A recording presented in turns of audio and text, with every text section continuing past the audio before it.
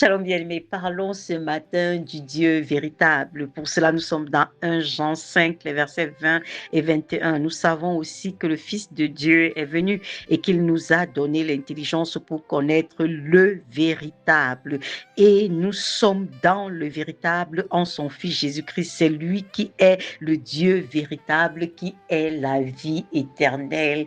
Quelle vérité fondamentale, bien-aimés. Lorsqu'on parle de véritable, c'est par opposition à des faux dieux, n'est-ce pas? Ici, la Bible nous fait comprendre clairement que c'est Christ qui est le Dieu véritable. Je sais que lorsqu'on parle de Dieu, tout le monde est unanime qu'il y a un Dieu quelque part. Je veux dire, à quelques exceptions près, les gens sont d'accord sur le fait qu'il y a un Dieu quelque part. Mais lorsqu'on parle de Jésus-Christ comme étant Dieu, comme étant l'unique médiateur entre Dieu et les hommes, oh, ça divise.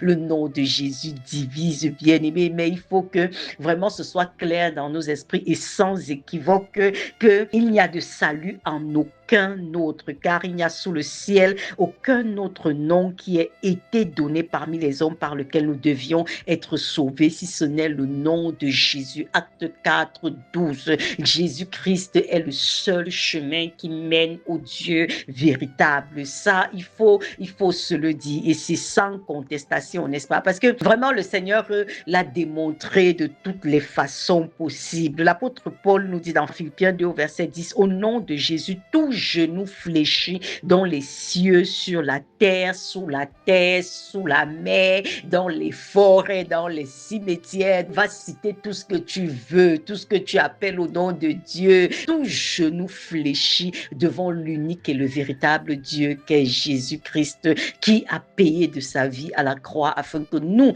soyons réconciliés avec notre Créateur. C'est ça la vérité. Je me souviens du témoignage du pasteur Yonggi Cho, d'heureuse mémoire, n'est-ce pas? Et il racontait comment est-ce qu'il était bouddhiste avec son père. Son père l'avait initié au bouddhisme jusqu'à ce qu'il soit victime de tuberculose, d'une tuberculose aiguë qui suçait son sang, en fait, et ils ont invoqué Bouddha en vain. Le médecin lui avait donné, je ne me souviens pas, c'était 60 jours. Ils sont rentrés à la maison, ils ont prié Bouddha, prié, invoqué Bouddha avec lamentation. Bouddha, tu m'abandonnes, je suis jeune, je ne veux pas mourir, fais quelque chose pour moi. Mais c'était le silence total, un peu comme avec Élie, n'est-ce pas, dans 1 roi 18, où Élie était face au prophète de Baal, et il a dit, invoquez votre Dieu, et leur Dieu est resté silencieux. Les autres dieux vont te laisser au milieu de l'océan au moment où tu as le plus besoin d'eux. Mais Jésus-Christ est le seul qui vraiment, quand tu es dans la détresse, comme son nom l'indique, est le secours qui ne manque pas au jour de la détresse. C'est lui qui sera toujours là, et c'est lui qui a été là pour le pasteur Yonggi Cho. Et il dit qu'il y a une jeune lycéenne qui passait devant leur porte et qui est venue plusieurs fois lui dire, est-ce que je peux te parler de Jésus? Tu es en train de mourir. Il l'a chassé parce qu'il avait du mal à accepter qu'il pouvait renier son Dieu, n'est-ce pas? Il l'a chassé, et un jour, par désespoir, il lui a dit, qu'est-ce que tu parles même de quoi? Et elle lui a dit, commence, voici, lisons les évangiles ensemble. Et c'est comme ça qu'il a rencontré le Dieu véritable, bien-aimé. C'est comme ça qu'il a rencontré le Dieu véritable. Jésus-Christ est le Dieu véritable. C'est le seul qui te donne cette paix surnaturelle. C'est le seul qui défie la science encore aujourd'hui, quel que soit ce que la science appelle comme maladie incurable. Le nom de Jésus guérit. Le nom de Jésus apporte la véritable liberté, n'est-ce pas? Sans contrainte. Et vous pouvez entendre des témoignages comme ça venant de toutes les religions, des personnes qui à un moment se sont senties vides et qui ont dit, Seigneur, je crois que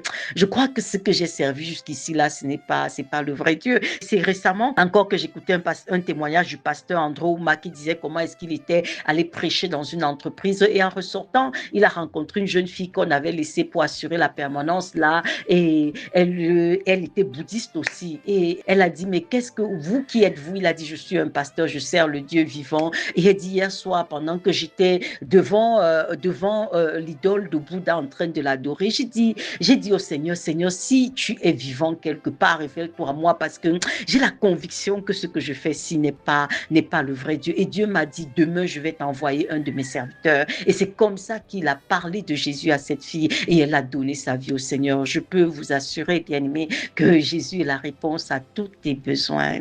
C'est le Dieu véritable. Il est la vie éternelle. Non seulement il est garant de ta vie dans ce siècle-ci, mais il est garant de ta vie pour l'éternité. Tellement de religions ne répondent pas à la question de l'éternité, n'est-ce pas? On va utiliser toutes sortes de choses, réincarnation, ceci, cela, mais en fait, c'est du leurre, c'est du leurre, c'est du bluff. Jésus-Christ est la vie éternelle, il est le Dieu véritable. Et si tu ne l'as pas encore découvert comme tel, est-ce que tu peux simplement lui dire avec humilité de cœur, Seigneur, révèle-toi à moi. Si véritablement tu es Dieu, révèle-toi à moi parce que j'ai besoin de toi. Parle à ton Dieu, bien-aimé. Il t'écoute et il veut te sauver. Shalom à toi.